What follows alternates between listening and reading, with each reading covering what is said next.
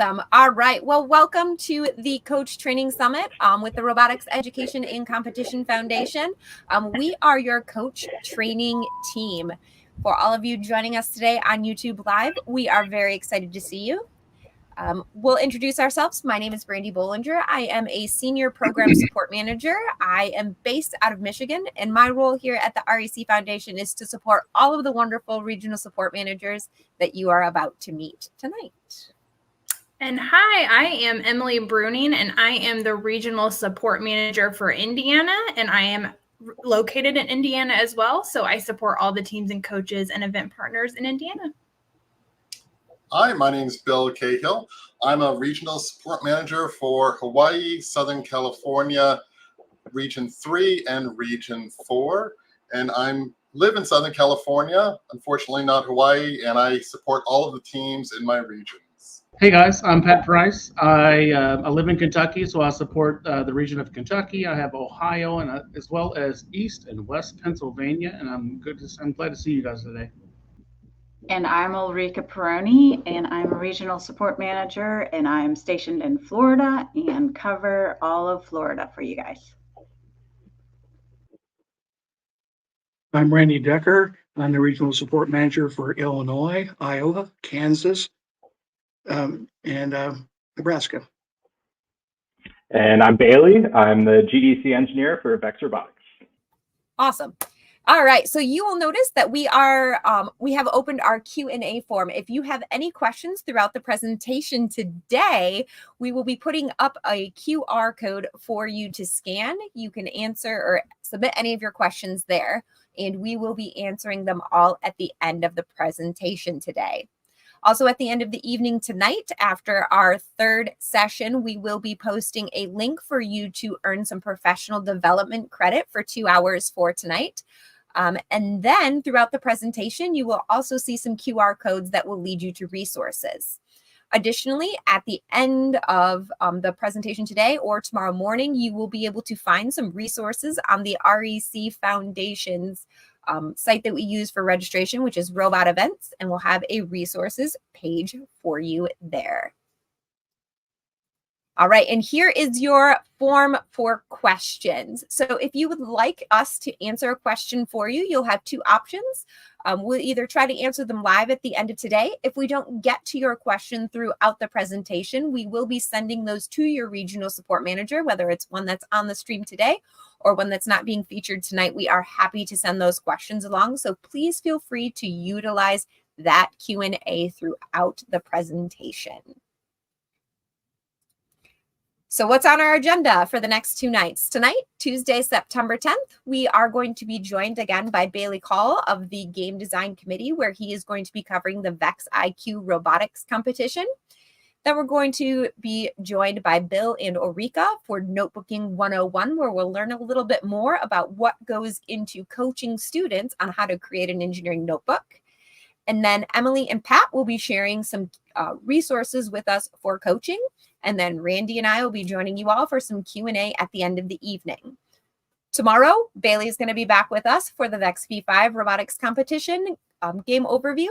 And then Pat and I will be presenting strategic design, which allows coaches and mentors to learn how to decide what your robot is going to do before you decide how you're going to build it to achieve that task. And again, we'll be here for some Q&A. If you're not registered for tomorrow's session on Wednesday, September 11th, you can head over to Robot Events, and we'll give you the link to do that at the end of the presentation today. A little bit about the REC Foundation. One of the best parts about the REC Foundation is that we're student-centered. That means the kids are the ones coming up with the ideas. They're the ones developing the strategy. They're the one building, programming, driving, and fixing that robot. We believe that it is very important for students to engage in these student-centered and student-led programs because it makes them ready for life. They come up with these workforce readiness skills that help them in the areas of engineering, science, technology, math, computer science, along with all of those soft skills that they gain by being part of our programs. Our vision is that we see a future where every student designs and innovates as part of a team, overcomes failure, perseveres, and emerges confident in their ability to meet global challenges. So if you're a coach that is just coming on, these are some of the things that your students will gain the most out of REC Foundation programs, and we really look forward to working with you this season. So you met some of the regional support managers throughout the United States on the call today, but there's a lot more of us around here that are going to help you. We'll also include links in our resource presentation on how you can reach out to your regional support manager. But if you think of anything either through this presentation or later on today that you would like to ask, please feel free to reach out to them. If you're joining us internationally, you also have a regional support manager, and they can be found here on our map, or you can also visit robotevents.com/support to find out who your regional support manager is. One more time before we hand it over to Bailey, if you guys have any questions at all throughout the presentation, whether it's for your regional support manager, us here on your coach training support team, or Bailey over at the Game Design Committee, we're happy to pass those along. So please make sure to scan the QR code to submit those forms. All right, Bailey, are you ready? Yeah, let's get this all figured out. There we go. Okay. So a little bit about me before we get diving into the game. I'm Bailey. I'm a GDC engineer here at VEX Robotics. I've been working with VEX 2 years full-time. I started with the company back in 2017 as a college intern. I was born and raised in Connecticut. I'm a V5 robotics competition alumni, and I actually started 4 VEX IQ teams when I was in high school. My mom's an elementary school principal, so I started a couple IQ teams at her elementary school. So I've actually been in your shoes, so I'm super excited to get to talk to you all today. And then just a little fun fact, my favorite VEX game of all time is actually my senior year of high school, Skyrise. So that's 2014, 2015, little throwback, just a fun tidbit. So a couple things we're going to talk today about. We're going to talk just a little bit of an overview about this year's game, some of the things we decided to play with in this year's game. Then we're going to talk a little bit about the field tour video, a little bit of what goes on into field engineering, the game design philosophy that we use as a game design committee, give you guys a little bit of an insight into that. I'm going to touch a little bit upon HeroBots and our philosophy here at VEX behind HeroBots, and then we're going to open the floor. I'm hoping to get about 20 minutes of me talking to you guys, and hopefully get about 20 minutes of questions that we can, just kind of have some discussion about. So Rapid Relay, this is kind of the game that I'm sure you guys have seen this picture 1,000 times this year already. It's a super fun game. I'm super excited about some of the things that we've added into the VEX IQ Robotics competition with this game. I know we took some risks at the GDC this year with some of the live scoring, things like that. From the gameplay I've seen so far, it's been a pretty exciting game. I'm super excited to see the teams that y'all coach get some of these robots out competing. And I really think this game is going to be super fun. It's going to encourage a lot of teamwork between the robots, getting these passes between each other, maximize those points working together. I'm super excited. I think this is a fun shooting challenge that we've kind of had a little bit into VEX IQ, but this one's a little bit different. Kind of trying to incorporate some of these the more game mechanic styles that some of these younger kids see in the older games. We're excited to try and kind of tiptoe into that realm with this game as a GDC, and hopefully, depending on how this year goes, that's going to kind of give us some feedback onto how we can kind of expand upon that staircase per se of kind of making some VEX IQ games that are a little bit more out of the ordinary than we've been used to in the past couple of years, kind of, taking some liberties and seeing what we can do differently with the IQ games. I think Rapid Relay is a great example of a different philosophy for the IQ competition, and I'm excited to see where we can take it from there. So specifically with Rapid Relay, if you guys haven't checked out the field tour video starring myself, I highly encourage you guys to check it out. In that video, it's about 3.5 minutes long. I go in depth into the specifics of the field, some of the ways to build it and take it apart if you need to transport it or things like that. and kind of just, get hands-on with the field. It's pretty cool, short and sweet, but I think it's pretty informational. So I encourage you guys to go check that out. I talked about this a little bit at the EP Summit. If you guys were there, maybe you weren't. But one of the things that we really wanted to focus on with the fields on the engineering side of the game this year was simple construction, thoughtful disassembly, with durable builds on the field. So I think we did a really good job with that this year.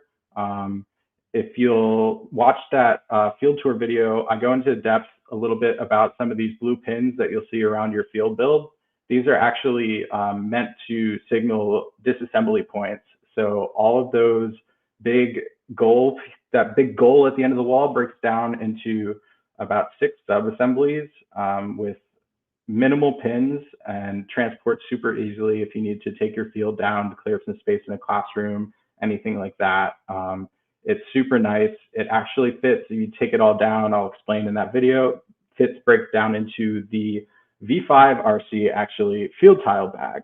So if you don't have one of those bags, we have them on the VEX store, but the entire IQ field without the field walls and tiles breaks down and fits right into that bag. Super awesome. Just a little pro tip for you guys in case you need to take apart the field and move it around. So a little bit of some background before I dive into my next slide. Just talking a little bit about some past history of what we've utilized as far as design styles in the VexIQ games. We've had a little bit of varying design styles on the fields. You've seen we've incorporated more translucent plastic, where you see the blue plastic up in bank shot up there, or going way back, we had some tinted plastic. We see some PVC focused build styles. And then we see fields that use only IQ for the game pieces and the entire field elements. So that's something on the engineering side we've looked at pretty recently. And one of the things we've identified is maybe we've been limiting ourselves a little bit on the build capabilities of actually building a fun field to play a game on. So kind of looking into that a little bit further from a coach's perspective, because I know I've been in all of your shoes. One of the biggest pros to having VexIQ builds on the VexIQ game is it's basically, when you're done with that season, it's free, easy to recycle parts into robots and things like that for the next year. So that's obviously something we don't want to take away. So there's more than likely always going to be VexIQ pieces somewhere in a build on a field. It's a familiar build style. So if kids are building their practice field or if they're helping volunteer at your events, they know how to build VexIQ, they know how to build the field. And it's easy to replace parts. If you miss a part, break a pin or something like that, you're more than likely going to have a similar exact same part laying around in the shop. On the flip side of that, if we look at some of the dispensers back from 2 years ago, or this goal wall is a little bit of a long assembly. So on the flip side of having that familiar build, you can lose a little bit of time with that assembly. So we've kind of decided to take a little bit of a step back, kind of maybe say, hey, maybe we could get a little bit more creative with some of our elements.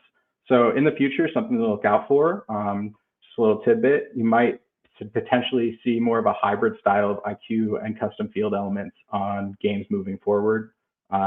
Just a little bit of a heads up. It's something that we feel might enable us to make some more fun games, maybe be able to build something as an element on the field that we would not have been able to build out of IQ. And with that, we may be looking into providing more strong builds with hardware as far as screws and nuts, a little bit more similar to V5 RC field and that build. It would always be very minimal, but meant to basically just make a more rigid field that will be able to last through full events. I think past couple of years, we've started to see, as robots get more complicated, as things keep going and progressing in the world of VexIQ, the fields, we've pins breaking on the field, things like that. We've had to make sure that the builds are as rigid as possible, but I still get feedback that this or this breaks during this specific scenario in a match, et cetera, et cetera. So I think moving forward, it's just something that may be awesome to open up some cool creative future VexIQ games. So and then kind of just talking a little bit about the game design philosophy that we use as the game design committee. Basically, our overarching theme for a GDC is that we are a committee assembled from representatives of 4 stakeholders, or at least 4 stakeholders. These are the 4 main ones that we kind of use to drive decision making when we're coming up with these games.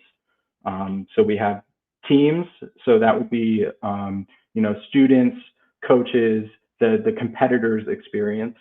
We have event partners, so these are the people running the events, organizing event regional championships, things like that.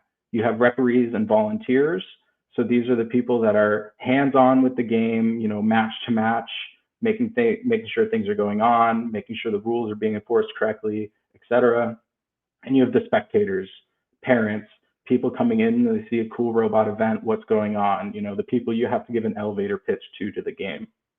All of these stakeholders are equally both represented and equally valued on our game design committee. So when we're coming up with games, we're brainstorming game pieces, game mechanics, things like that. We always ask ourselves, how does each stakeholder take information or take that mechanic and understand that mechanic? Does it say make for, to give an example, 2020 hindsight, the match loading from over under.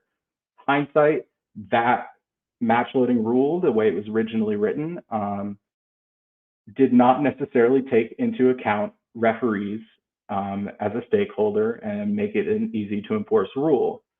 So when we make decisions as far as rule changes or game adjustments or things like that throughout the season, a lot of the times the main motivation behind these rule changes are to rebalance these stakeholder values as far as making sure a game and a season is healthy and making sure it's able to keep moving on week to week with positive experiences.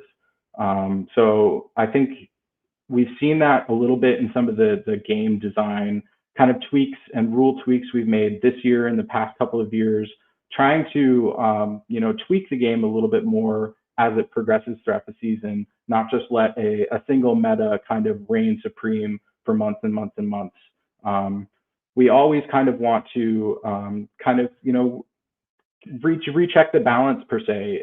If that meta is super supreme and that team experience is, as a competitor experience, isn't fun to be at an event anymore because you're seeing the same robot compete and just dominate, that's when we're going to start to maybe take a step back. Hey, why is this strategy winning? Is it something that's going on in a point disruption, things like that? So we are starting to, kind of notice these things, and we're more comfortable making some of these changes now.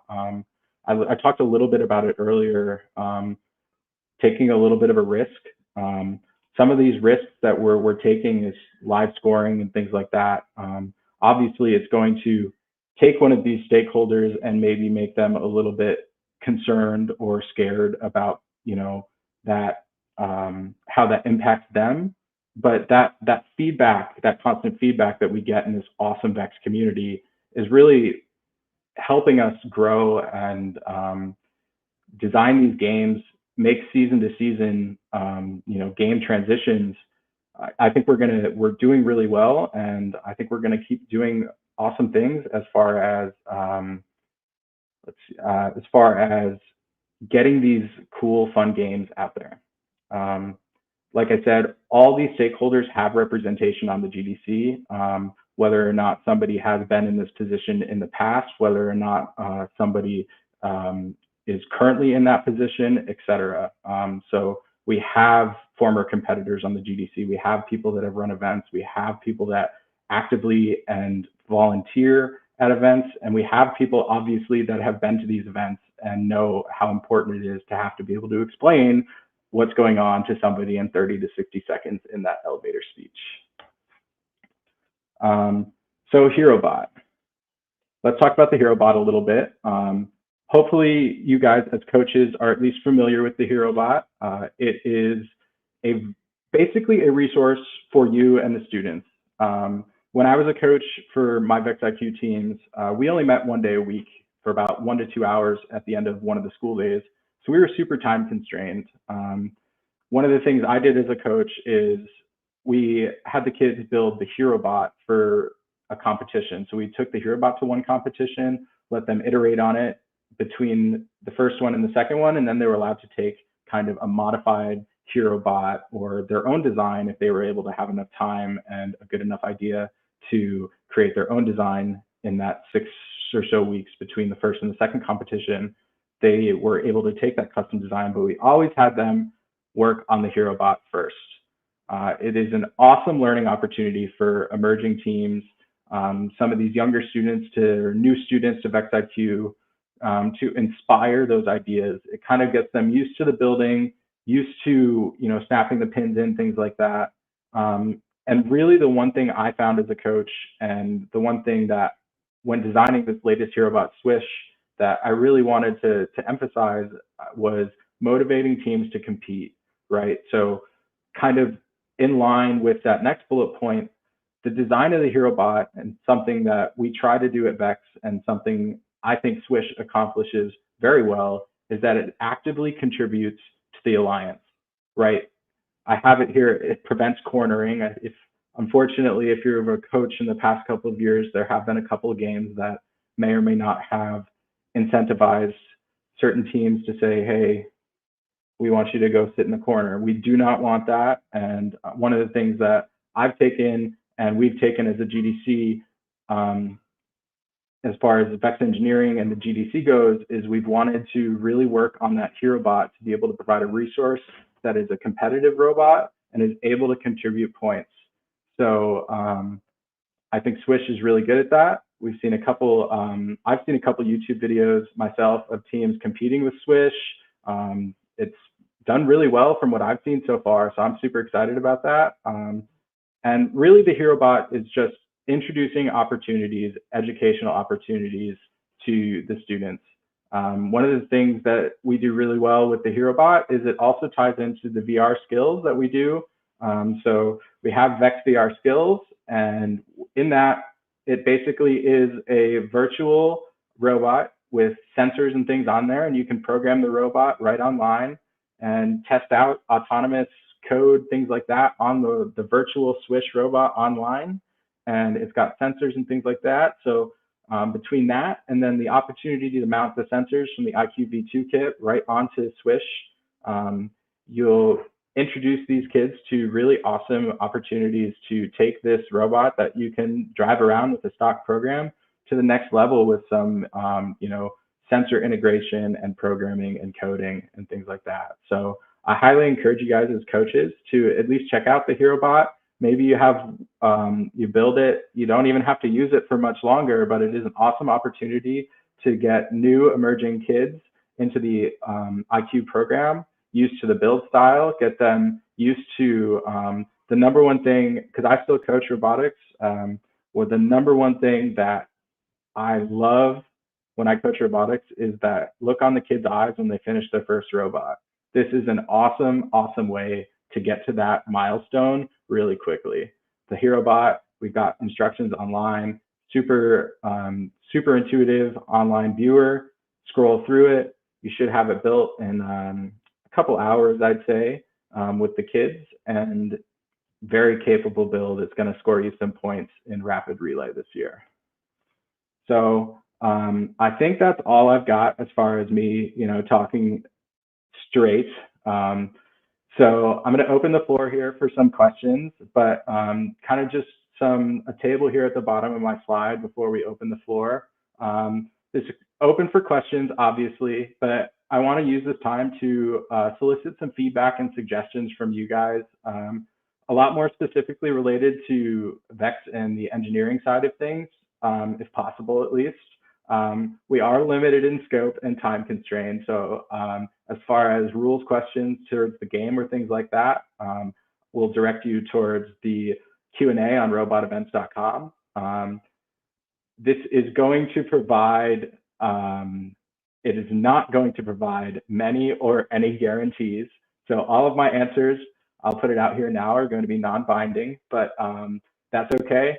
I'm kind of trying to keep it as loose as possible. It's going to be a little bit harder to be conversational, at least with the submission-based stuff, but I'm going to try my best here and try to get as many questions of these as possible. Thanks, Bailey. Yeah. We do have the link to the Q&A form in the chat on YouTube. So if you are joining us live and you have a question for Bailey, please feel free to submit that. And we will be going along, especially if you have one just for Bailey right now, would be great. Yeah. All right, Bailey. So the first one is, we have some coaches who are talking about, we've seen some huge changes in the size allowed for IQ robots this year. Would you like to talk a little bit about why the big change and what we can expect both at competitions, during build, and during inspection of those larger robots? Sure. So, you know, that was something that, you know, I was personally super excited for. We've been talking about it as a GDC. One of the things it comes up year to year very often, and it's kind of been a weird couple of years as far as games to be able to incorporate that mechanic into it. This year, we felt it was an interesting year as far as being able to balance the concern with a big robot taking up a big size of the field, being able to, you know, basically all but create a wall for themselves to do that side of the field. But this game incentivizes that teamwork so heavily that we felt if you were able to create, I think we called them factory bots, because if you were having this big sprawling robot, it would likely have conveyors and things like that. So we felt it was like cool, it would look like a factory or something. But if you were able to choose to build this big factory style robot that was meant to control the game piece for so long, you still had to incorporate a teamwork into this game to actually maximize your points. So we felt it was a good time to introduce that kind of mechanic into it. And as far as inspection goes, if you look in the game manual, the actual starting size or the starting box of on the rapid relay field is the inspection size. So the inspection tool or the sizing box for robots in IQ is basically built into the field. So that it's super convenient. If the robot fits on the field, it can kind of play the game basically. And then obviously outside of the height limit, so the height limit easily checked by tape measure, things like that. We also have a fiducial marker noted in the game manual on the field that can help on the field decisions as far as making sure a robot is in height check. Awesome. So they were asking, how do you build the new sizing tool? So the new sizing tool, yep. It's a question that I wish I had a better answer for you tonight. It's unfortunately a question that a couple of people in the RECF have been pestering me about for the past couple of months, and I'll take that hit. It's okay. It's on my list of things to do. We are planning on releasing a new build instruction to make that exact sizing tool kit. It's going to be a rebuild, different instruction set. We'll have it on our Cadasio linked on the Vex Robotics site. It's basically going to take that same part and same group of parts and assemble a sizing tool that's more capable of sizing these large robots. Unfortunately, I'm in the heat of my game design for 25-26 right now. So it felt a little bit down my priority list, but it is something that we're planning on getting out there to help making sizing robots a little bit easier this year. So for now, while students are just starting for the year and they're just getting their builds, how would you recommend that coaches have them size their robots? Just use a measuring tape for now? Sure. So one of the things that I would recommend is first getting those XY coordinates, slap it on the field inside that sizing box, inside those sizing beams. And then if you look in the game manual, there is a snippet, a picture that basically points out that there's a line, a yellow line on the goal wall that equates almost exactly to the height limit of the field. So that's a really easy visual indicator. If you have your field built, to check out that height limit. I forget exactly what page of the game manual it's on. I don't have it in front of me right now, but there is a graphic in the game manual that explains that really easily. Awesome. All right. So we have a new resource for younger students this year that are on IQ teams. Could you talk a little bit about the new student-friendly version of the game manual and when you should use it and when you shouldn't use it? Sure, absolutely. This is something I'm super excited about, especially myself having been an IQ coach. That first couple of meetings, reading a game manual and going through and diving into some of these words, these verbose definitions for kids as young as 3rd, 4th, and 5th grade, sometimes it can be a lot. Believe me, I've been there. I've had to try and have that conversation. And on the flip side of that, I'm involved in writing these rules, and we have to be verbose and we have to be very strict in our definitions sometimes for, again, the healthiness, the competition aspect of the game. Because at the end of the day, we do want to make sure that we're having a healthy competition, and it is a competition at the end of the day. So one of the things that we decided to do this year, and I'm super excited for, is we made an appendix into the game manual that's basically meant to be a kid's version of the game manual. So Brandy, you helped write it. So I'm super excited for that. And it's meant to actually help us gear what the kids are reading to the reader. So instead of forcing them to read something that's written by adults, in many ways for adults, this is written by teachers for kids.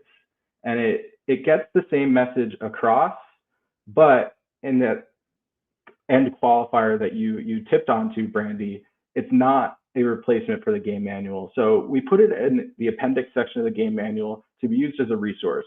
So it's something that you can hand the kids and say, hey, read this maybe while we're discussing the game manual, so they can bounce back and forth to what's going on while you're talking, reading through the full manual up on a presentation board, et cetera. And the kids could have this appendix in front of them, reference their style definitions to what's going on the board, et cetera. Kind of just give them a little bit more of a familiar, vocabulary, familiar language to them, as opposed to some of the crazy words we like to use in the game manual. I heard someone refer to it as the hero manual. It's like the idea of we have the hero bot to help you kind of learn those best build practices. This is kind of like the hero manual to kind of get you used to how to read a game manual, how to understand the vocabulary, how to understand the rules. I thought that was kind of a really funny comparison. I really like that. We might have to steal that. Yeah. And I also heard there's some coaches that reached out to me and said that this is a great resource, not just for their students, but also for the families on their team, for those parents and grandparents that want to learn about the game and understand the game, but don't necessarily need, the exact dimensions of the robots and what materials you can and can't use. It's a good opportunity for them to get to learn the game a little bit too. That's awesome. Yeah, I never really would have put that connection together, but it kind of goes back to what we were talking about. I was talking about a little bit before with that spectator stakeholder. It's something that a lot of the times kind of gets overlooked, especially when we live in the vacuum that is the competitive robotics world. I know at least I do. So being able to help out that competitor that doesn't immediately know what's going on, that's always super important and kind of gets overlooked sometimes. So that's a really cool tip to be able to use that resource elsewhere. Yeah. All right. On to a new thing. Last year, we had a great new resource introduced to the IQ robotics competition, which was pneumatics. Yeah. Some coaches are asking, where can they find resources on pneumatics, maybe some tips and tricks on how you can incorporate pneumatics into your robot, and kind of where the game design committee sees pneumatics going and being great for the competition? Sure.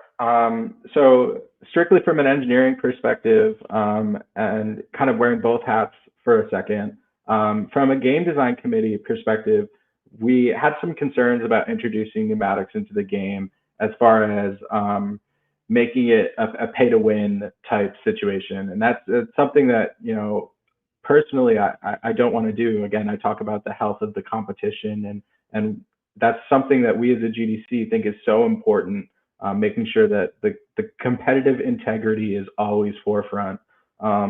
So one thing that on the engineering side of things, when I put my VEX engineering hat back on, that we took integral to brainstorming and the development of the IQ pneumatics was that it was purely a supplemental kind of learning experience to help bridge that gap between building IQ robots to building V5 robots.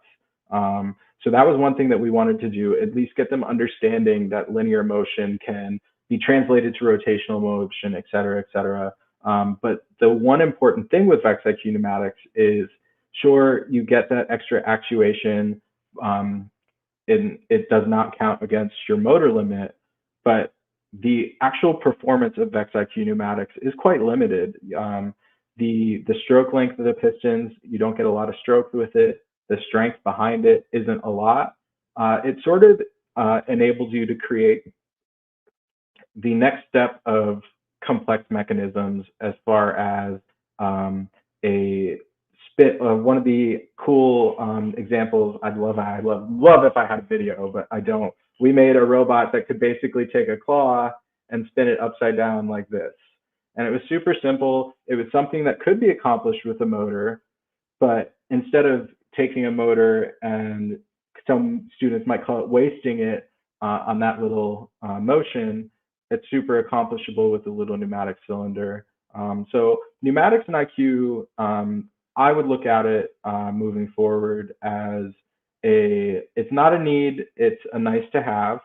And it's something that on robots, it can enable students to create cute, I'll call them cute little mechanisms that may not be as easily built with motors and may not be as wanted.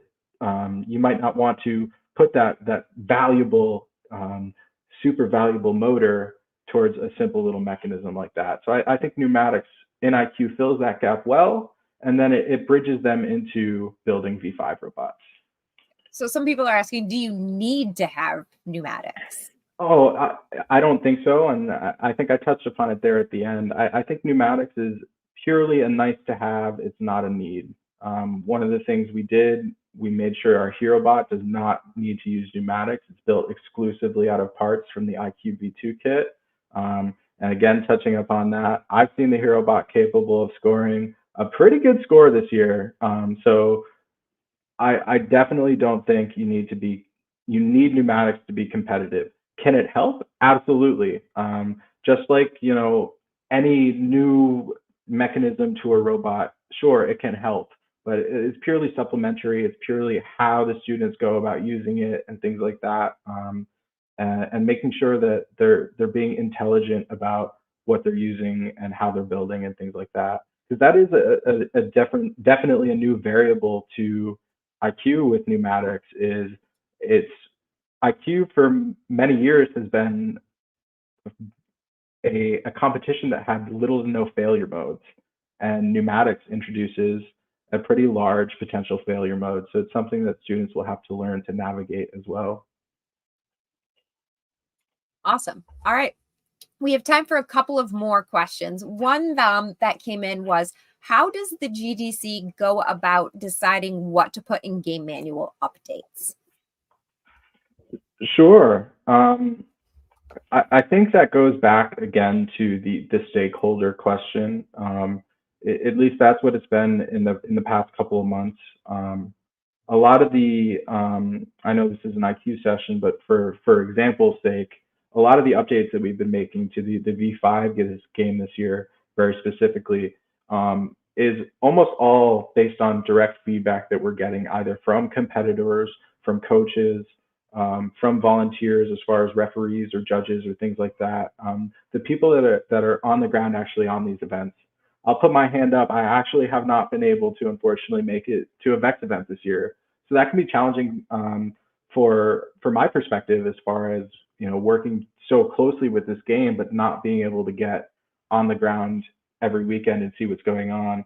So we elicit that feedback from competitors, from coaches, from referees, volunteers, et cetera, to kind of see how's their experience going. So one of the big changes that we made in the V5 game this year was a big change as far as the definition of one of the corners, or the main scoring locations of the game.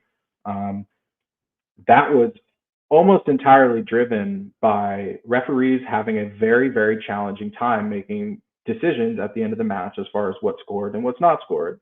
That in turn can impact event partner experience because the turnaround times for matches increase.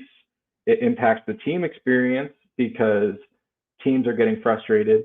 Referees are obviously debating amongst themselves, which incites questions from teams as far as, is it scored, is it not scored, anticipation, suspense. When you have anticipation and suspense, obviously it's going to lead to somebody being elated and somebody being heartbroken. So that experience is a roller coaster. So that's something that we've highlighted on right away. We've got 3 major stakeholders that this is causing an issue with for their event experience. And it's really that simple. It's when something as far as an event experience is being, tarnished, I guess you could say, that bad, it's something that we need to work on and adjust. And it's something that we did work on and adjust. And it's something that we've decided as GDC amongst ourselves and are going to continue doing, is being more proactive about these changes and making sure that we're not just going to sit and wait and maybe it'll fix itself. No, let's get on top of it. Let's get in front of it, and let's be proactive and make sure that the game is healthy and we have that competitive integrity that I talked about before. And I think the community feedback has been pretty overwhelming in the fact that coaches and event partners are happy that the GDC is doing this because it's improving the game experience for all of them.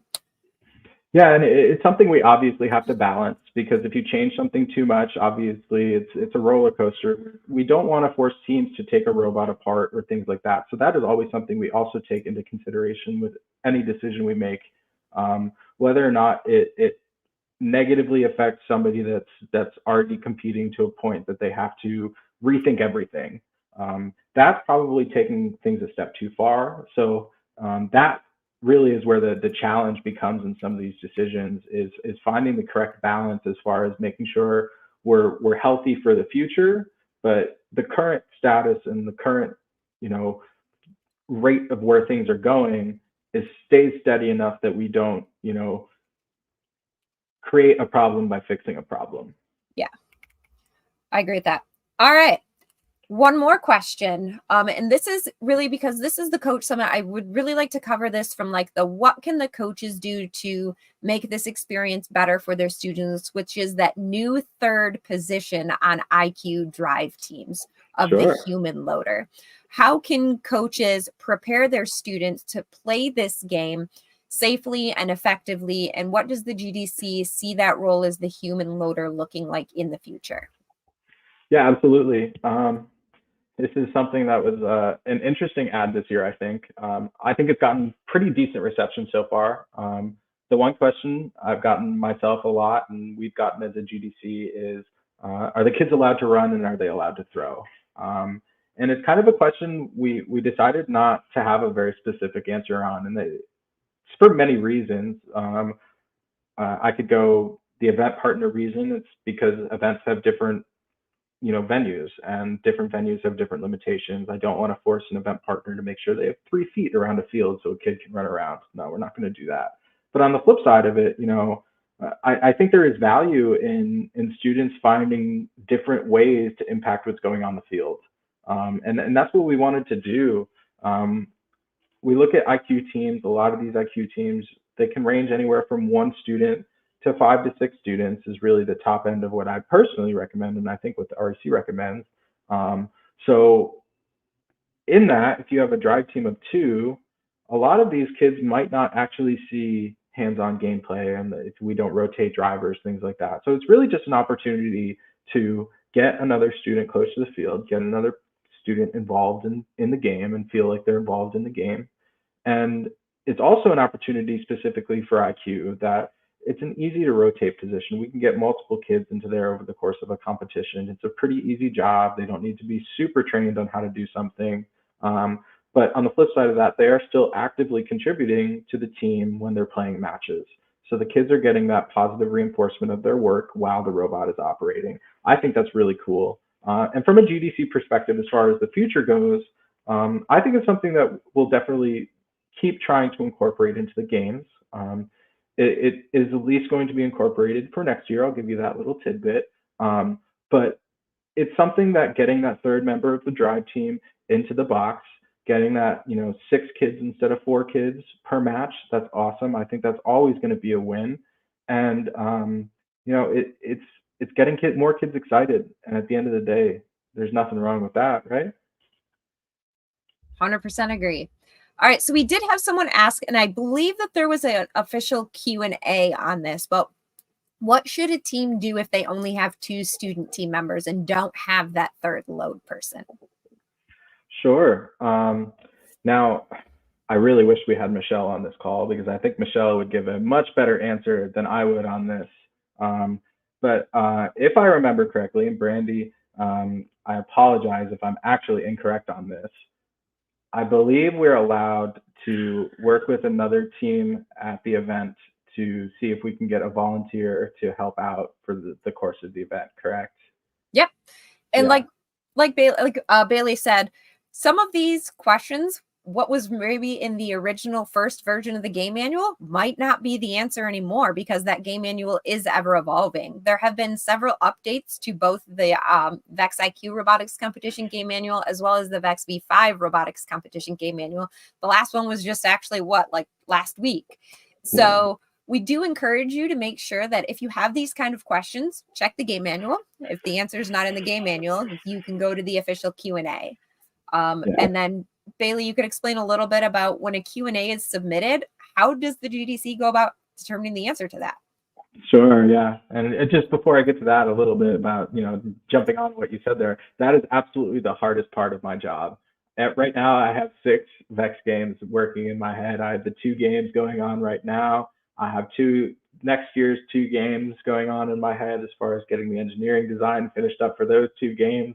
And then we're already starting to at least start brainstorming for 2 years out and getting some mechanics and game piece designs, prepped for 2 years out. So I have a lot of game stuff going on in my head. And that's really one of the big reasons why I want to make sure I clarified at the beginning, all of these responses are non-binding, because I have so much going on in my head. I forget, I mix the games up sometimes. But back to the question you were actually asking me about, the Q&A question. Yes, it's an interesting question, and it's something that I feel is probably one of the few remaining black boxes that we don't get to talk about as a GDC very often. Is how do we actually make our decisions on Q&As? So it is a very conversational based decision making process.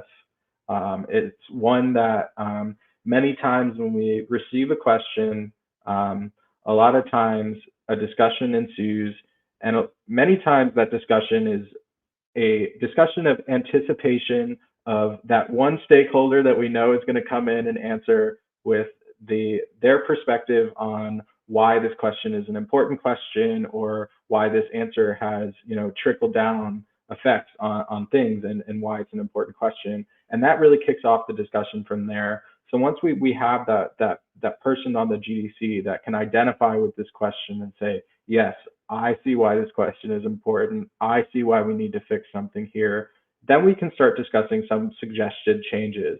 And this is really fun, because a lot of times you'd think that the person whose stakeholder is the assumed stakeholder position on our GDC is the person that's going to come up with the best answer for said question. And many times that's not the case.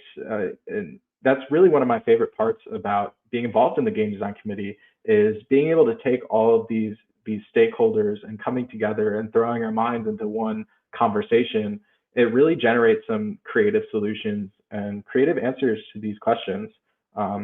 It's simultaneously one of the most entertaining parts about being on the GDC, and for me personally, one of the most frustrating parts about being on the GDC. I am myself still a robotics competitor, so in other competitions, I find myself on the other side of this realm, as far as being the one trying to poke at the rule book, find the loopholes, understand the game from the GDC's perspective. And on the flip side of that, working on being the answering side in the VEX robotics competition and the VEX IQ robotics competition, it's so frustrating because like I understand where the minds of these kids are, and they're so intelligent. The questions they come up with are real thinkers, and it really gets the mind working. And I've spent many hours at the end of my day staring at robot events with one question up, just with a notepad, jotting ideas down. How do I fix this? How do I fix this? And it really, answering Q&As, a lot of the times when a Q&A takes a while to answer, it's for good reason. We don't want to jump to our first conclusion and our first answer with a Q&A. A lot of the times that first gut answer is the opposite or the total wrong answer to what, at the end of the day, what we want as a GDC to create or instill with our answer. So many times I know it can be frustrating from a competitor standpoint, the fact that it takes so long for us to answer questions. Please, I promise from the bottom of my heart, it is for good reason. We are trying to come up with the absolute best answer we can to perfectly clarify. And again, going back to that stakeholder conversation earlier, a lot of times we fix things and adjust things with answers in the Q&A system, but we want to make sure that that answer doesn't negatively affect something else going on in the competition. So finding that healthy balance can be quite challenging. Awesome. It's really cool to like see how really the game design committee works, because I think a lot of people, think it's just some people in a room putting together games, but there's actually a lot more to it, like you've explained. I think it really does give our community and some of those stakeholders a really great perspective on what goes into creating these games. I think we have time for about one more question. Sure. So we have some international coaches on with us today. Awesome. Yeah. So we had a question come in. What if we have students who are not native English speakers? And I actually know the answer to this one.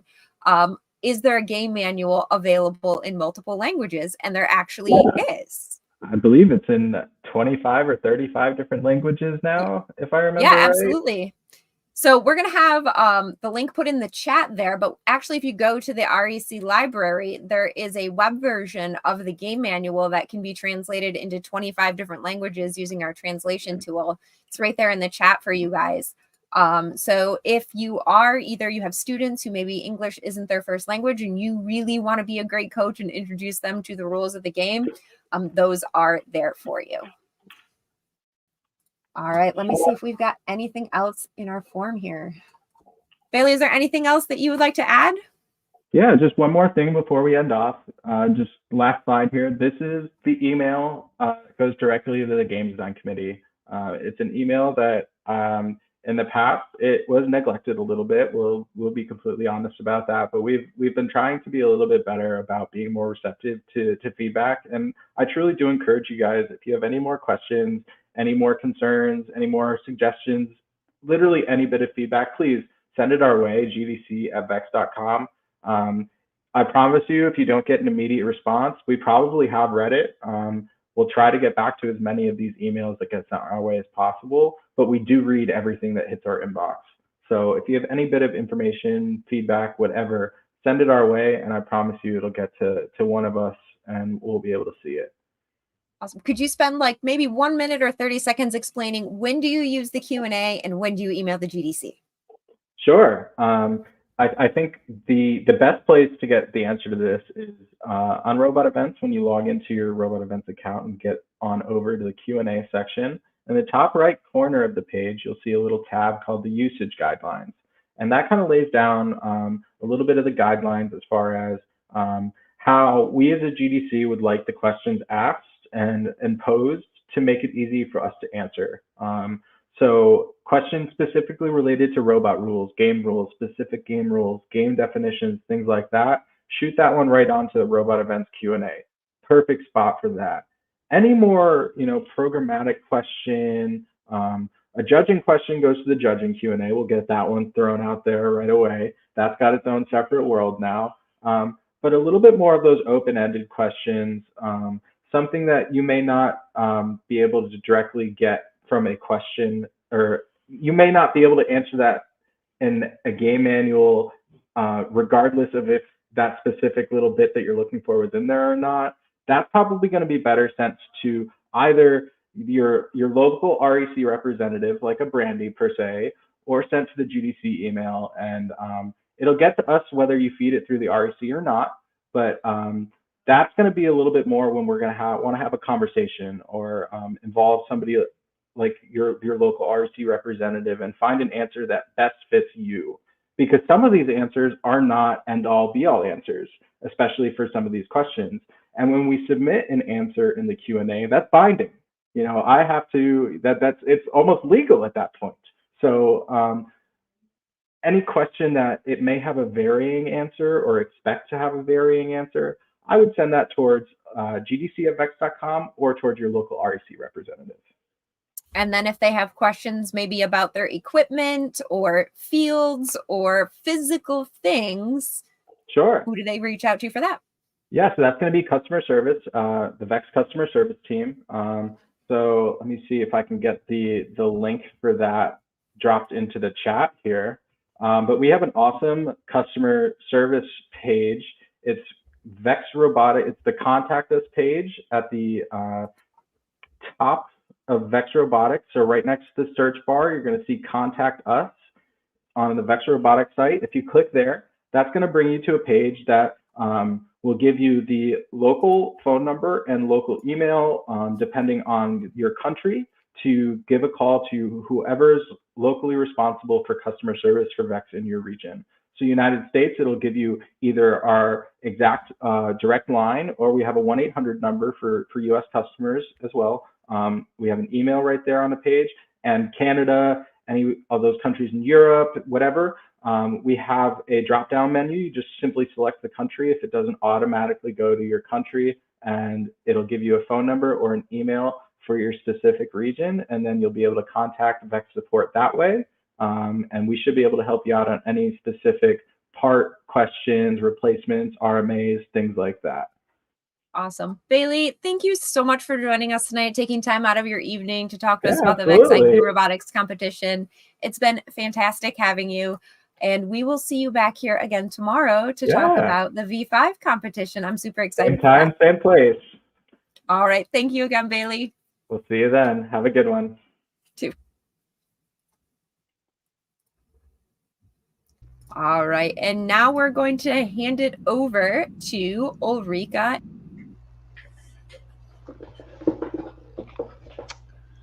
Hello, everyone. And the first thing that we are going to show you guys is the QR code for asking the questions. We see that there are quite a few of them in the chat, but it's much harder for us to get to those. So if you could please use that QR code to ask the questions, that would be fantastic. The QR code should be on the screen right now. So we'll leave it there for a little bit. Even if you don't know what you're going to ask now, maybe you can do that, or you can use the Google form link that we just posted on the screen. That's pretty long to type in, but maybe you can take a picture of it. We really enjoyed that presentation of Bailey. We at the REC Foundation are always looking to raise the bar on the knowledge and abilities that the students emerge from our programs with. Our global mission is to provide every educator with competition, education, and workforce readiness programs to increase student engagement in science, technology, engineering, math, and computer science. And our vision is that we see a future where every student designs and innovates as part of a team, overcomes failure, perseveres, and emerges confident in their ability to meet global challenges. And we think that the students creating an engineering notebook is an important part of fulfilling that mission and vision. So let's move on to that next slide. So let's hold on, Brandy. As you can tell, engineers have kept meticulous notebooks for centuries. That's the one right there. We're looking at a picture of what Leonardo da Vinci did in the late 15th century. Engineers back then, like now, included sketches and words in combination to express an idea. They also included the math and test data that guided the decisions and helped make educated decisions as projects and products were developed, just like today. Initially in the US, engineering notebooks were used for the patent process, but that process changed in 2013. But regardless, even though all the countries around the world have different patent laws, the importance of documenting your ideas is valid worldwide. And those are skills that our students are learning. So we talk a lot about workforce readiness. So let's flip that slide. There we go. But what does that necessarily mean? Our board meets with industry partners and we listen to their desires and try to asking for into our programs. Some of those skills are tangible, like documenting work in an engineering notebook, but most of them are soft skills like project management, time management, the ability to brainstorm, listening to others, picking the best idea, and then continuing from there, and the ability to effectively communicate and collaborate with one another. And in addition to all of that, obviously the written communication skills, which is something that the notebooks definitely pull out.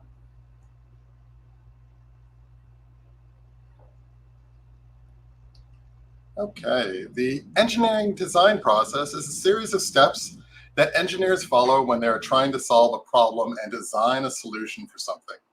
It's a methodical approach to problem solving. There is no single universally accepted design process, and most engineers have their own twist for how the process works. The process generally starts with a problem and ends with a solution, but the middle steps can vary, and it is a process that is repeated over and over again. As they go along, students will encounter obstacles, successes, and setbacks as they work through the engineering design process.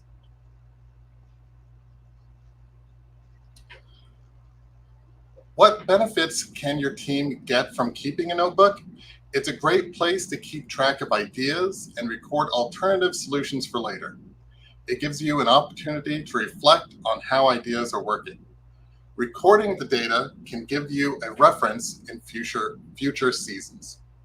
Sometimes we move on from ideas because we think there are better solutions, only to realize later that the original idea was better. Having this information recorded in a notebook provides a valuable resource.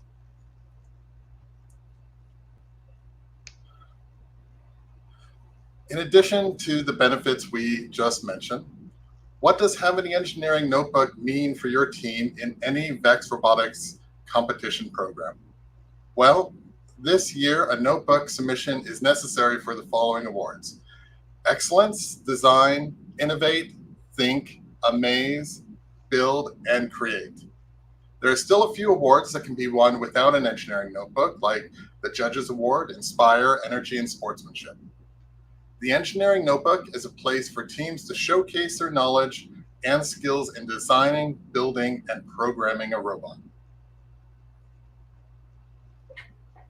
So we realize that the audience for this webinar is very broad. We have coaches with elementary teams who just started, all the way to coaches with very experienced high school teams. So how do we feed you all with a presentation like this one? We're going to try to stop through this presentation to give bite-sized breakdowns to cover all the ranges of knowledge, ability, and desire of all teams.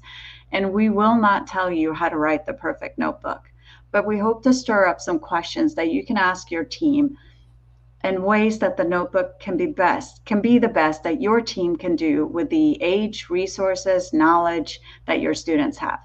The main question for an VEX IQ robotics competition team might be, how do you describe building this robot to someone who's never seen one before? And perhaps the goal is just, if we can get Bill to write one page every 3 weeks, then that's a win. Maybe you start that student on drawing plants with words explaining the picture. That could be a win. Or consider the questions you would ask your team. If you would explain how you built your robot to someone, what would you start to tell them? What would be the next step you did? And how can you describe that? Could you draw something that would describe that? For a VEX V5 robotics competition coach, the questions would be the same, but obviously on a higher level and perhaps more technical. Perhaps the students on a VEX V5 robotics competition team should ponder questions like, how do you show your goals? How can you record your brainstorming ideas? How can you organize your notebooks so that you can find those ideas later, both for the judges and for you? Test results. How do you best display those so they're easy to understand and give you value to go back to see and look at again, and so on. Make your students think and do. The notebook format. Well, this seems to be everyone's question, and everyone has an opinion of which format is better. And on our end, it's totally up to you and your team. What do your students want to do? What are they more comfortable with? A physical notebook is typically bound. It can be the official VEX Robotics notebook, or it can be any other notebook. Students can write, draw, glue sketches or pictures in. The digital notebook can be made in Google Slides or any other word processor or program like that. You can use the VEX Robotics templates that you can find in the REC library, or you can use your own version. The main thing for a digital notebook is that it must be an unlocked, password-free URL to share for competitions.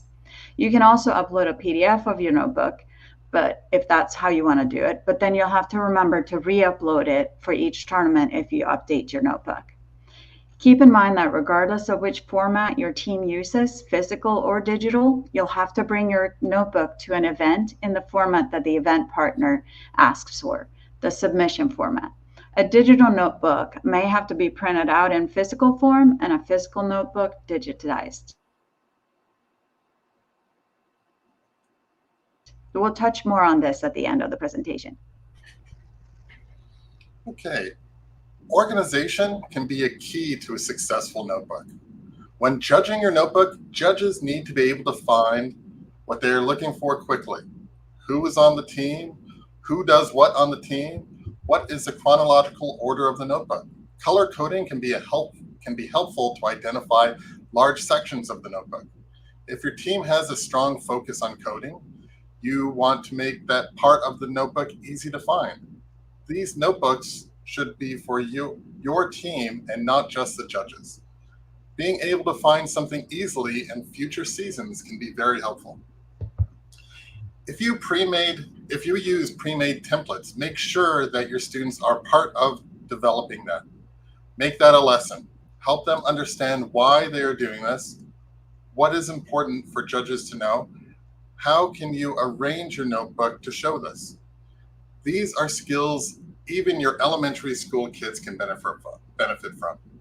They should not just be filling in the blanks, they should be part of the whole process. The REC library has valuable resources to help your team with creating a great notebook. Please use the QR code on the page to navigate to the resources. On there, you can find techniques, templates, and lots of other information that will help your team be successful at creating a notebook.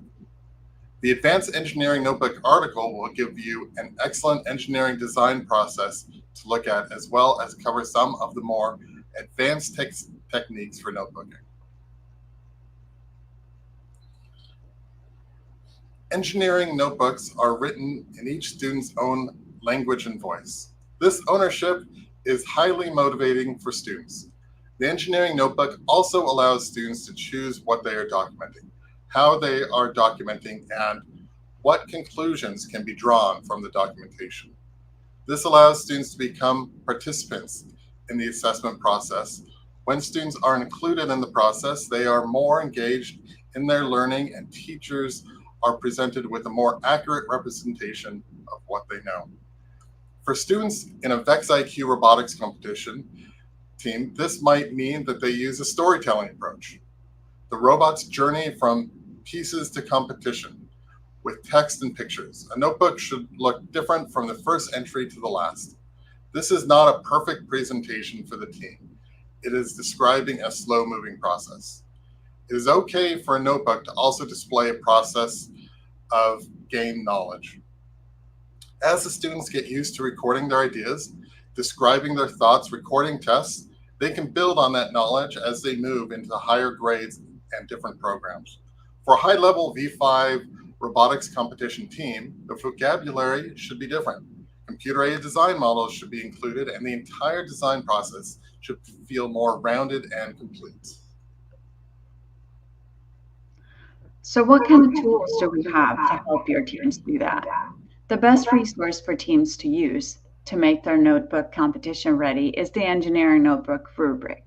It's broken down into two parts, the engineering design process and additional criteria. We'll cover these in the next few slides. Bill already covered the idea of the engineering design process in an earlier slide, but these are the criteria used for the engineering notebook rubric. Identifying the problem. This is continuous through the notebook. As you start the notebook, it might be the game they're looking at. What's the challenge? What are the goals? But as the process repeated throughout the season, the challenge change. Maybe the team is looking at a specific mechanism, and these goals and problems are continuously recorded as they go into different mechanisms or things that they're looking at. Brainstorm, diagram, and prototype solutions. Encourage your students to note what their brainstorm idea sessions have resulted in. List them all, put it all down, and then see if the ideas came from an existing source. If they did, then cite that source.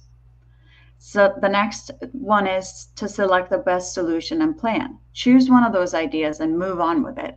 Explain why that one. Describe the plan of implementation, the timeline, materials, why you chose it. Build and program the solution. Record the steps and provide detailed information. And then test the solution. Test it and record all your test results in detail. Repeat the design process. This is where it happens all again. Is that mechanism working now? Did you solve this the next step to improve your robot? Or do you go back and choose a different solution and test out for the mechanism that you just worked on? This is an iterative process. Those steps are repeated over and over and over again in the engineering notebook, and the engineering notebook should show that. And then intertwined with this engineering design question will be the independent inquiry. Are the students showing evidence of coming up with these ideas and solutions on their own? It is okay to use ideas from other teams, but how are they building on those ideas themselves?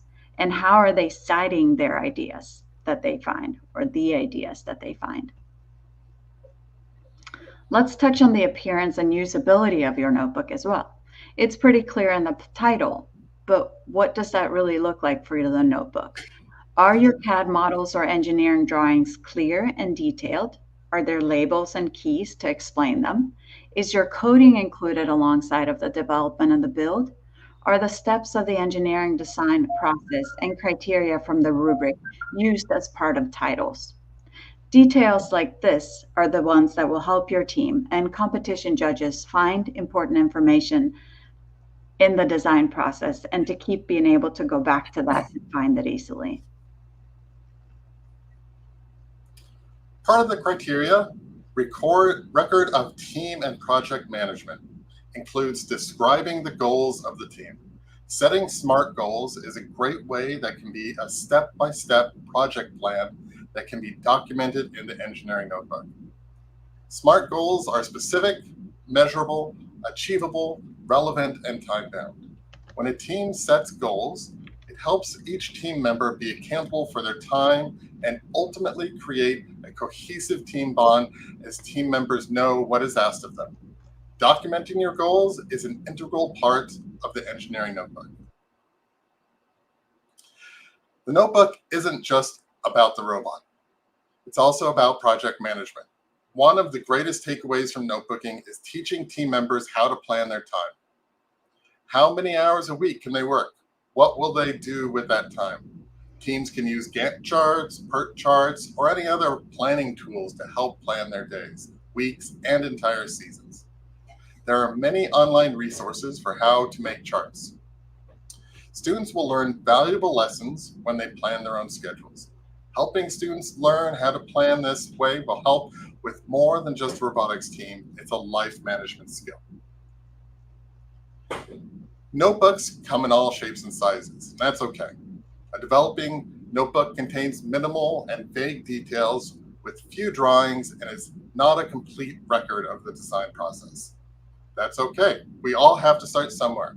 And as long as the team is improving, they will eventually get to a fully developed notebook. A fully developed notebook, on the other hand, contains specific details, will include drawings, tests, and solutions to problems. It's a complete record of the design process. Regardless of the development, the notebook should contain content that supports the team interview and award criteria.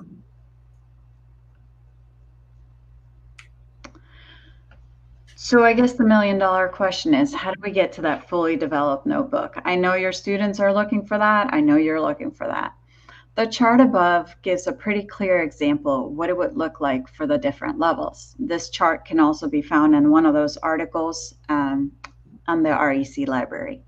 In this case, we're looking at the test solutions criteria, and it's just an example. If you write this word by word, that's not what we're looking for, obviously. But in the case of the emergent entry, does not identify the problem, list solution, explain plans, or record results. That entry is the bare minimum. The proficient entry identifies the problems a little bit more, lists the solutions, explain plans, or records results a little bit more in detail, but they lack a little bit. The design process is not often repeated for the design goals. Obviously, if you read that entry, it gives more detail, it talks about the problem, explains the testing process and what they're looking at changing. But if you look at the difference between that and the expert entry gives the details of the testing. The results could be described in text like that's done there, or it could have been entered into a table. Either one is good, but it gives the team and the judges an opportunity to quickly look back at the results and see the specifics. For example, if you later build a different intake, you can actually go back and compare it to these numbers and see what your goal is for the new one. Is that one better or worse? Or so that's a good way to use that notebook for the rest of the season.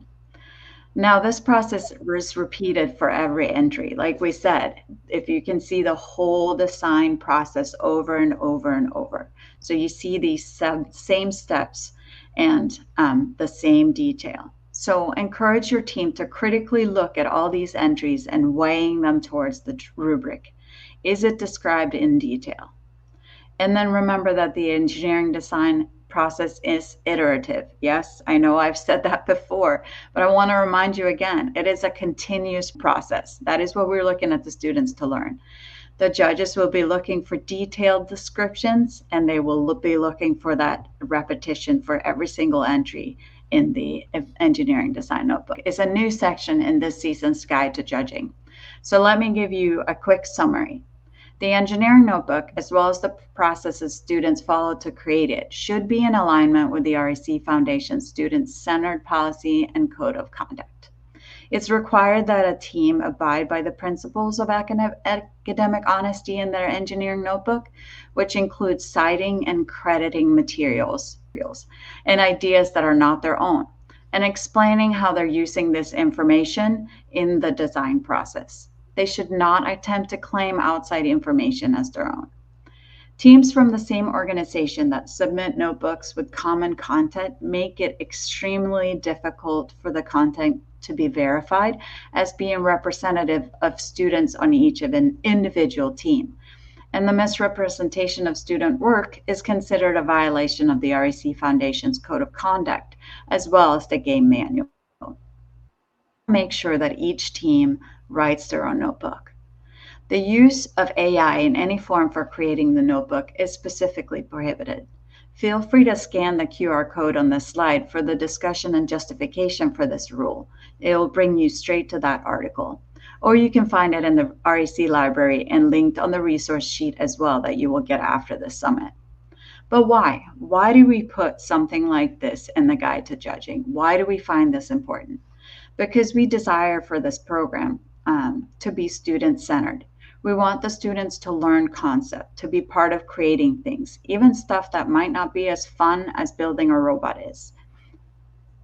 The E in our name, the REC Foundation, stands for education, and the C stands for competition. We do not separate one from the other, but our programs are designed to facilitate education through competition.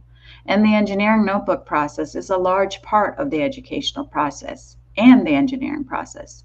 It's fun to bring home trophies, but the academic skills and the life skills that are learned by doing the work is priceless.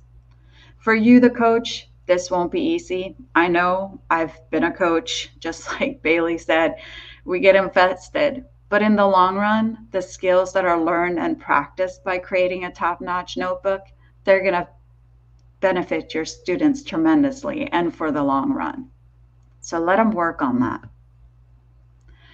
So how do we get there to that expert notebook? Well, first of all, it doesn't happen overnight. The engineering design is a slow-moving process. Developing a notebook is a slow-moving process. Judges are looking for improvement and change. Your third graders that get to learn this process and who actually are thinking, learning, discussing the reasons why things are done will eventually emerge into proficient notebook writers as the years go by. They will understand the why behind. I often hear the comment, my students don't listen to me when it comes to what the notebook needs, and they desire the feedback back from the judges at the events. Helping your students break down the rubric, probably not the lesson that they want, but it is a necessary one. We'll get them to this level on their own with your help. First of all, is their goal to win excellence, design, or innovate? If so, they need one of those expert notebooks, but that has to come from within. They'll have to put in the work. They can reach out to a trusted adult and have that person score their notebook according to the rubric. We just ask that this person would take a student-centered approach when they deliver the feedback. We don't want them to just give them the answers. Let the students do the thinking, understand the process. It is a process, like we've said. The additional win here is that they're learning lots of stuff they're actually going to go and use in the future. That's our goal. I'll let Bill cover what it looks like to take your engineering notebook to an event. Like Ulrika said before, teams may use a physical or a digital notebook. There is no bias towards one or the other. Depending on the event, either of them may be requested by the event partner. If an electronic notebook is requested by the event partner, they will post a due date on Robot Events. If a physical notebook is requested by the event partner, the standard practice is to bring it to the event. So please keep your digital notebook up to date on Robot Events. It's no fun to scan 200 pages the night before a notebook is due. RobotEvents.com has made it easy to digitally submit your engineering notebook. You log into your account, click on My Account, click Digital Engineering Notebook, then add a link to the notebook. This link must be live and have no password needed for viewing. The link must also go directly to the notebook and not to a folder. The more uniform we can make it, the better it will be for the judges. If you have a physical notebook and need to digitize it, using a scanning app from your phone can be an easy way to do this. If you have a digital notebook and need to bring a physical copy to a competition, simply print it out and put it in a binder.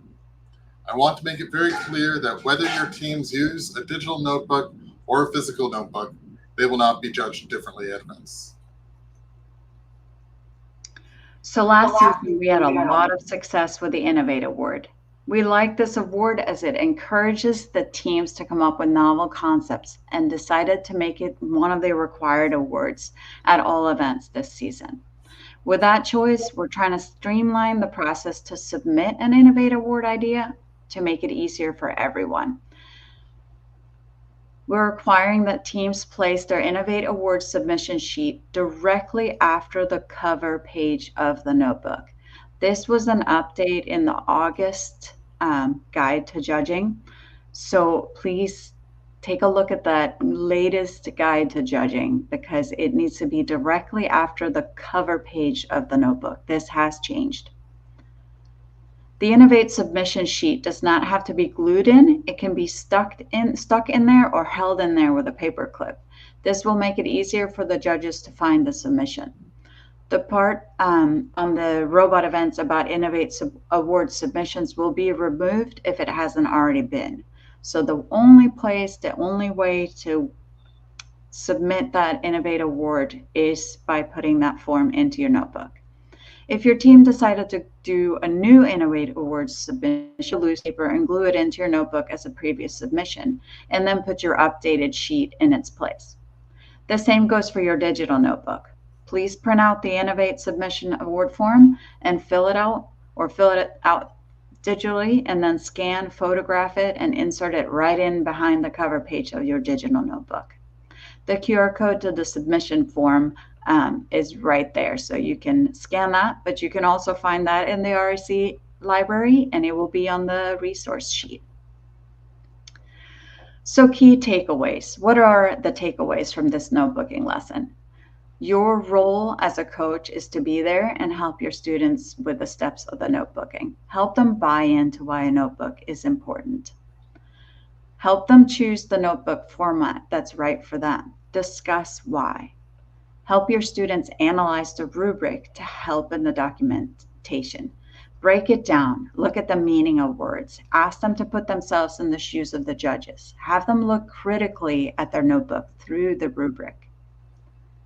Help your students understand notebook purposes and academic honesty. Student-centered learning and innovation is our goal.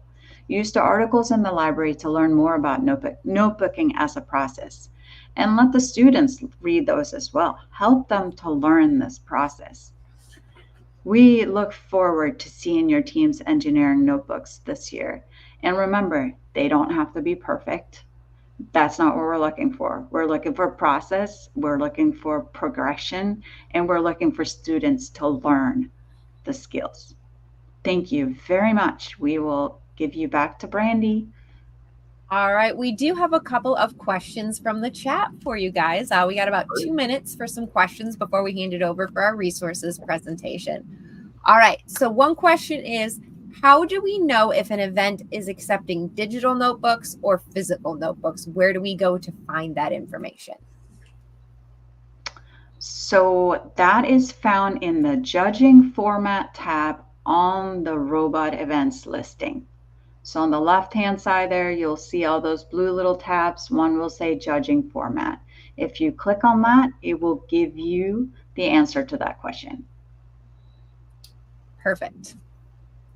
The next question is, where could we find some samples of other engineering notebooks? Are there resources that either VEX or REC Foundation provides that shows examples of the things that you've talked about? Yes, actually, if you go to the REC library in the notebooking section, you can find some examples of notebooks there. All right. And then the last question is, what is a best practice for teams to display the contents of their engineering notebook? Like, should they be doing some kind of table of contents? Should they be using tabs? What's the best way for them to help the judges understand the content of their notebooks? There should absolutely be a table of content. And I'm sorry if we missed that in there. That was a total oversight. But yes, as part of the organization, a table of content is something that's asked for in the notebook. Helps Awesome. both you look back as the team, and it helps the judges find it. And then we're going to talk about this in our next presentation, but we also have some judging webinars that are coming up. And there's also the official judging Q&A. And then you can reach out to judging@recf.org if you have additional questions about the judging process for your engineering notebook. All right, Ulrika and Bill, thank you so much. Any last things to add before we toss it over to our friends for our resources presentation? Good luck this season. We're looking forward to it. All right, awesome. Thank you both. Thanks.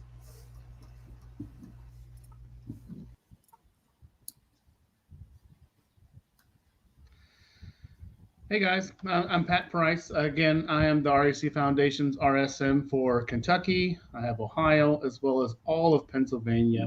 And we have our friend Emily Bruning who has all of Indiana, which is pretty awesome because they have a ton of teams, especially in our IQ as well. So today we're going to kind of focus on a couple of different resources that the REC Foundation as well as VEX has to offer.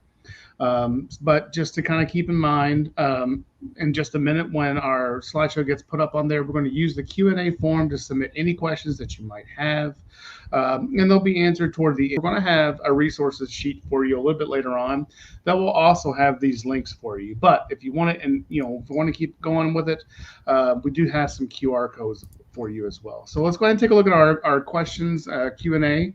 So complete that Google form again for the webinar tonight, and then toward the end we'll kind of do some question and answering as well. But if we don't get to your question, it's okay. We're going to kind of get those to a little bit later on. We're also kind of tagging our RSMs for your area to reach out to you for some very specific questions also. So far today, we've gone over VEX IQ robotics competitions with Bailey, our game design engineer as well. Bill and Ulrika took care of a lot of the notebooking issues that a lot of you guys have questions about. And again, this notebooking stuff is not about, it wasn't about how can you create the best notebook, but it's more about giving you resources to educate your students on how to create those best resources or those best notebooks as well. But we're going to go ahead and go on to some coaching resources. But tomorrow, if you guys are available, please join us tomorrow. We have our VEX V5 robotics competition with Bailey. And then we're also going to talk about the strategy and how it dictates the design based on your resources there at home. So we're going to kind of go through that. One of the biggest things we always like to start all of our webinars and all of our conversations with all of our customers is going through our mission statement and our vision statement. So the REC, the global mission for the REC Foundation is to provide every educator with competition, education, and workforce readiness programs to increase student engagements in science, technology, engineering, and math. Don't forget computer science. We spent a good time going over our vision statement as well. And what that means is that we see a future where every student designs and innovates as part of a team. They overcome failures, perseveres, and emerges confidently in their ability to meet global challenges. And this really is our overall mantra for the REC Foundation and our mission and our vision statement as well. One of the things that we also kind of want to talk about is this regional support manager construct that we have. In the past couple of years, we've had two different people who were going to be your points of contacts. We had the EEM, which is Event Engagement Manager, and we also had the TEM, the Team Engagement Manager Support Model. And that was really to help just our event managers as well as those folks to kind of hang out with our teams as well. But now we've combined those efforts, and we have what's called our RSM model, which is our Regional Support Manager. And what that really means is that it's a staff member who supports the needs of teams and events within that defined region. As I said before, I have Kentucky, Ohio, and Pennsylvania, while Emily has Indiana. But we should have, in just a minute, we're going to have a kind of a picture of the U.S. regional support managers to kind of give you an idea of who your person is. And the best way to find this person, honestly, is on your Robot Events account. So if you go to your Robot Events account, and at the top corner, on the left side, it's going to say resources at that side. If you click on that, it's going to say at the top, it's going to say support. It's going to have map. It's also going to have, I think, live streams as well on there. But if you click on the word support, it's automatically going to go to the continent of the U.S. right there. And you can click on your state. And once you click on that state, it's going to have your people that are going to support you throughout this transition through VEX Robotics, as well as drones. So if you clicked on Kentucky or Ohio, Pennsylvania, you're going to see my name. You're going to have my email address. You're going to have my phone number. But then if you're interested in drones, you're also going to have a person that is just dedicated to the drone side of the house for the REC Foundation, as well as other VEX support as well. So again, the best way to find that is by going to your Robot Events page and clicking on resources, and that'll be able to help you find that. Your RSM is your best friend as you experience robotics through the season. So reach out to them directly with any questions. while reviewing that library articles and creating and running your teams as well. Now, if you're one of our international friends, you also have an RSM.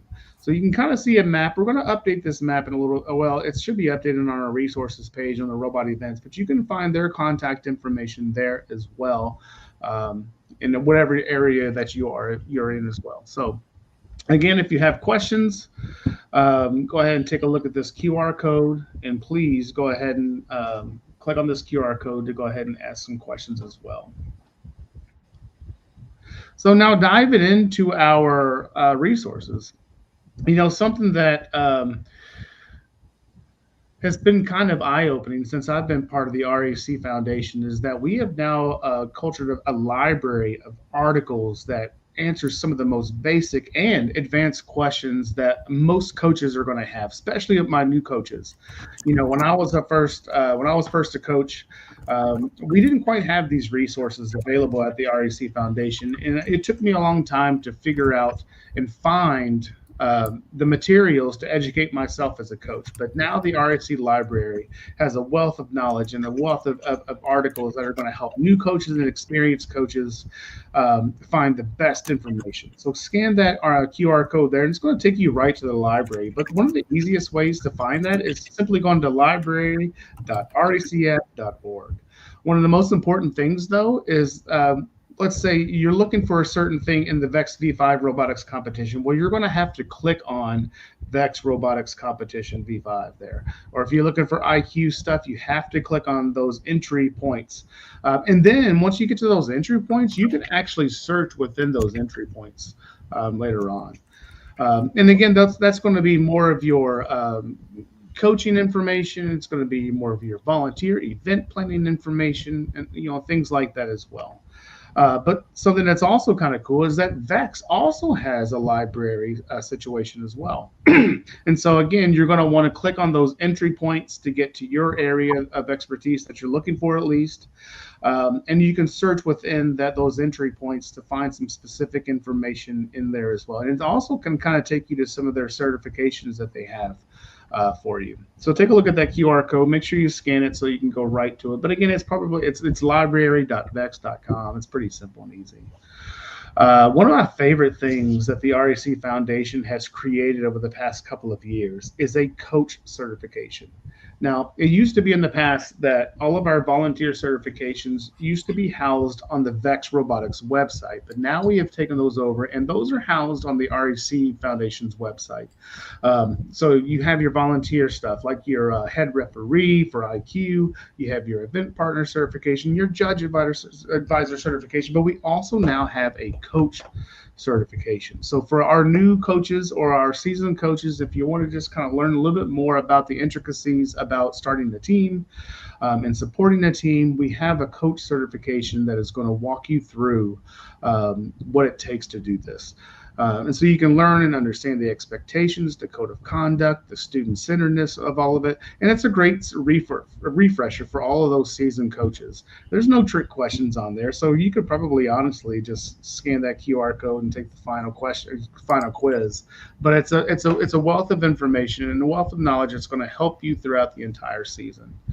And again, let's keep going with these certifications, because our drive team certifications, we've talked about Bailey has gone over the IQ robotics competition, and tomorrow he's going to go to the VEX V5 robotics competition. But for your students to really be able to learn the game manual inside and out, there's a certification course for them, and we call these their drive team certifications. So we both have VEX V5 robotics competitions, and we also have the VEX IQ competition as well. And so these are great for your teams to take. You could do these as a grade. Now, one of the things that we can't do right now is that with this, because it's mostly a Google form, we can't take students' email addresses. So we can't really forward them a certification. So if you are taking this kind of as a grade for your students, it's important for them maybe toward the end to take a little snapshot of the score so they can turn that into you. But there is no physical certification that we can give you. Now, if you really want a physical certification, maybe you can reach out to your RSM and they can come up something with you for that, or you can even create something on your own to give to these students as a drive team, a physical certification for it. Man, we're coming on all kinds of new stuff today. We also have some really interesting building resources. So if you take this QR code right here, it's going to take you to some student-led building resources that kids have made. It's for kids, by kids, and it's going to take you to some basic building mechanisms, especially for our VEX IQ robotics.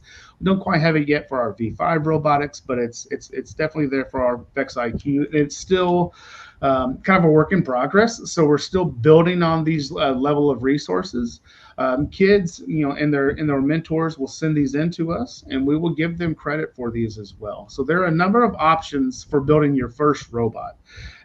Bailey's kind of gone over this as well, whether it be VEX IQ or VEX V5. Those instructions come with the starter kit usually, but one of the things that VEX comes up with for us to be competitive for the season is called the Hero Bot. And shout out to Oliver Cruz over here, because this team almost got done with their Hero Bot today. So I'll look forward for next week to see if they can get all that finished up. But those Hero Bots will be able to compete for the season. Now, there are some design flaws in those robots on purpose to have those students go to a practice or maybe to a competition and compete with it, and to kind of observe and record those flaws that they want to change when they come back home.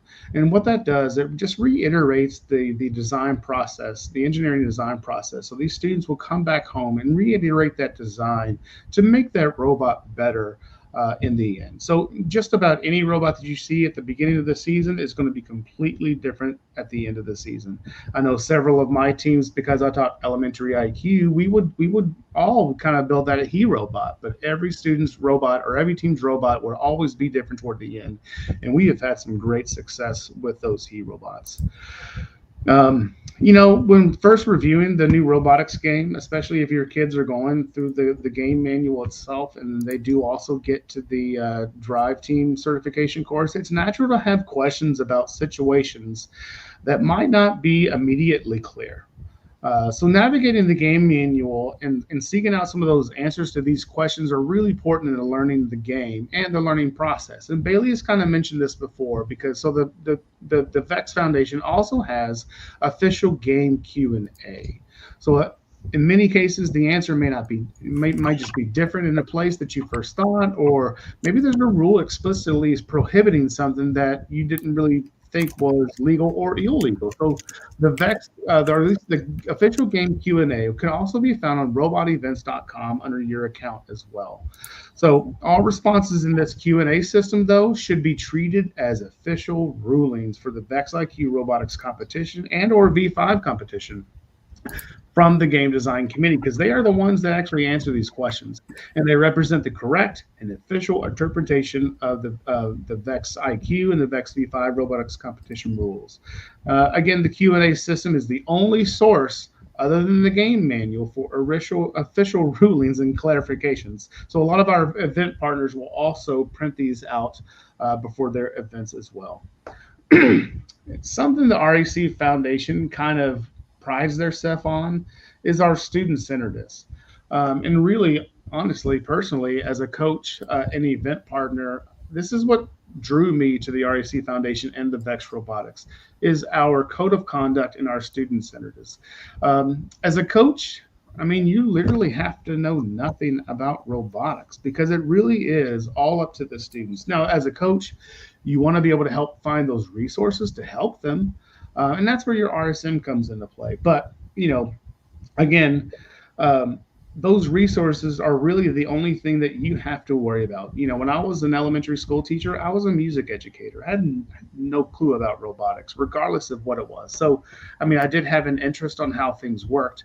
But my job was not to be able to necessarily teach them everything about robotics, because Lord knows I didn't know anything about it, but it was to help give them some of those resources to be able to help guide them. And honestly, for the first couple of years, we worked together and learned together as well. So check out those QR codes, check out the code of conduct, as well as the student-centeredness of it, and preach this to your students and, more importantly, to your parents as well. So let's talk a little bit about some of the other webinars that we have coming up here in the future as well. Thanks, Pat.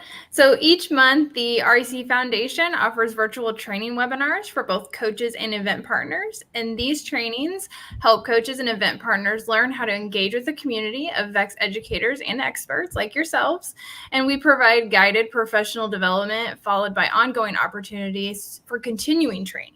So by attending these trainings, coaches and event partners will be prepared to guide students and teams as they build their program and grow their organization. You should be receiving communication from your RSM about these monthly trainings, and they are also available on Robot Events, and you can register on Robot Events there. So what is the difference between VEX Robotics and the REC Foundation? We do work in tandem, but there are differences. VEX Robotics creates and provides hardware and software products like the robot kits and game elements, and they also provide any troubleshooting and support for their products. They design the game and publish the game manual, and they provide educators with professional development and resources for the classroom and competition. If you are requiring assistance with your game products or troubleshooting, or your hardware or software, you'll want to contact VEX directly. The REC Foundation provides coach and event support and training for coaches and event partners. The REC Foundation creates and publishes the qualifying criteria and judging documents. We also provide resources for coaches and event partners via the REC library and the monthly trainings. I encourage all of you to always go to the REC library first, as the answer to your questions are more than likely represented in the library. But if you find yourself needing additional support, please reach out to your RSM. As always, we are happy to help you. Through the generosity of our sponsors, our Team Grant program matches schools and organizations that are interested in adopting the world's largest and fastest growing academic robotics competitions with the program resources necessary to get started. This unique program allows the REC Foundation to provide the resources needed to inspire the next generation of scientists and engineers. Our grant funders generally request that teams meet one or more of the following criteria: low socioeconomic status, which is usually identified by free and reduced lunch, Black, Hispanic, Native American, or Indigenous, rural, and girl-powered, meaning that 50% or more of your team members are female. To find your school's updated demographics, you'll want to go to the National Center for Educational Statistics at nces.ed.gov and locate your school. The International Robotics Honor Society has been established to recognize high school students for excellence, not only for their efforts on competitive robotics teams, but for academics, personal character, and community service. To be considered for IRHS, a high school administrator or teacher applies for the chapter, and educators can apply on our website. The REC Foundation Alumni Association offers students an opportunity to begin networking, exploring internships, and accessing career advice upon graduation. Students who stay connected are invited to participate in unique volunteer opportunities and connect with teammates. Graduates of the REC Foundation programs who are 18 years of age or older are encouraged to be a part of this vibrant, interactive community of REC Foundation program graduates. You can register for this unique opportunity on our website. Earning a varsity letter in robotics is a major accomplishment. It is a reflection of hard work and level of commitment that students have dedicated to robotics and in the classroom. This award is determined by the students and their teacher or coach in conjunction with their school's administration. You will need to work directly with your school or district to establish a policy for lettering if this is something that you are interested in. A robotics championship ring celebration can be an exciting and memorable event to reward students' hard work. There is a step-by-step guide to help you organize a successful celebration available on our website. The REC Foundation internship program is designed to assist students who want to take the next step toward their STEM career. It provides information regarding intern positions that are available at STEM-focused companies and organizations. Internships are available for a range of organizations and companies, including many REC Foundation sponsors. Students are encouraged to review the intern postings and follow up with individual organizations and companies in which they have an interest.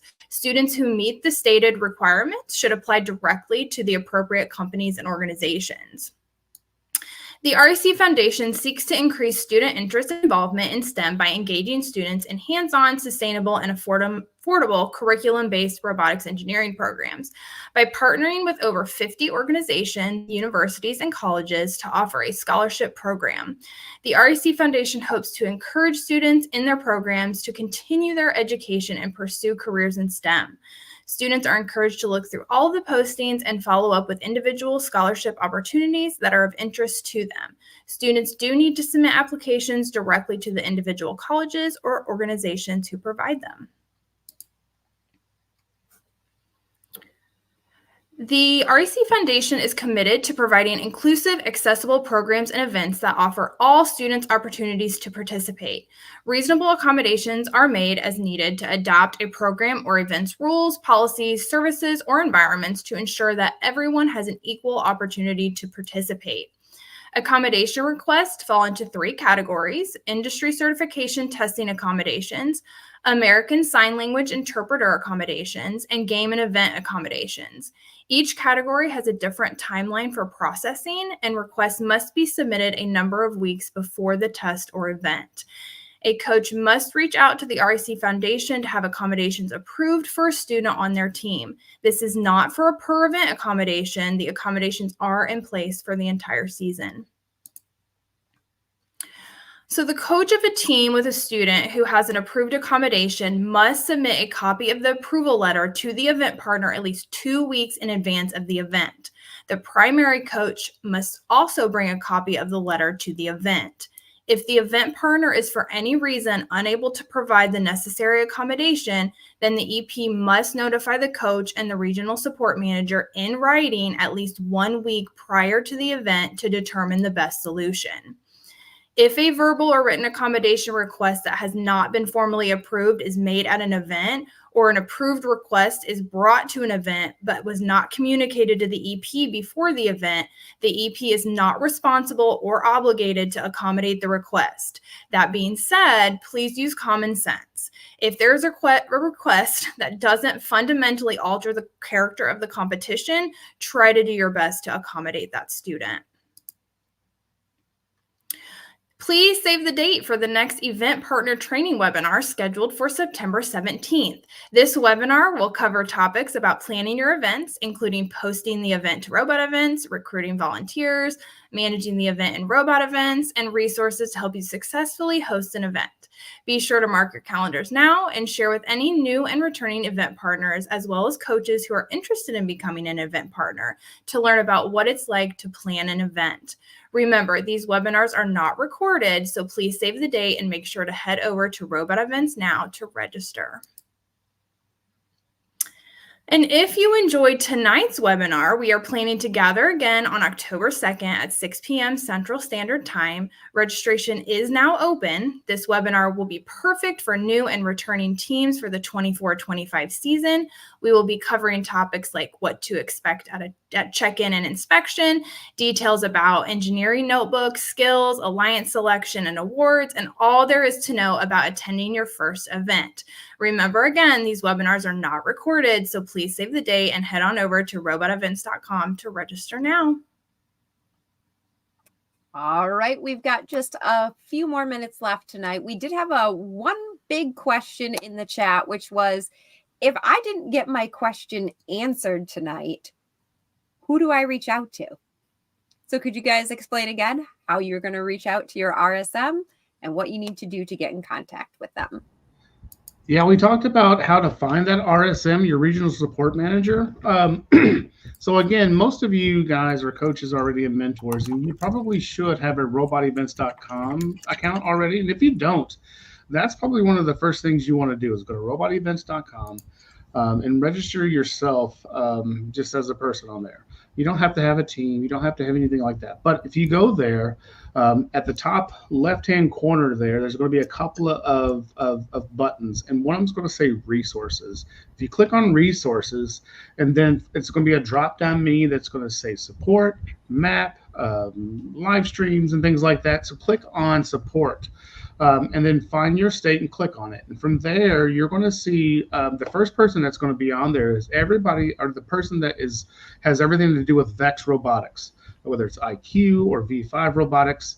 And it's going to have their phone number, their email address, and everything on there for you to look for. So make sure you click on that state, and you can find who your RSM. And that's the good time to go ahead and shoot them an email, tell them who you are, what you're looking for, and they're going to be able to help you out right away. Awesome. Perfect. And so thank you all so much for joining us tonight.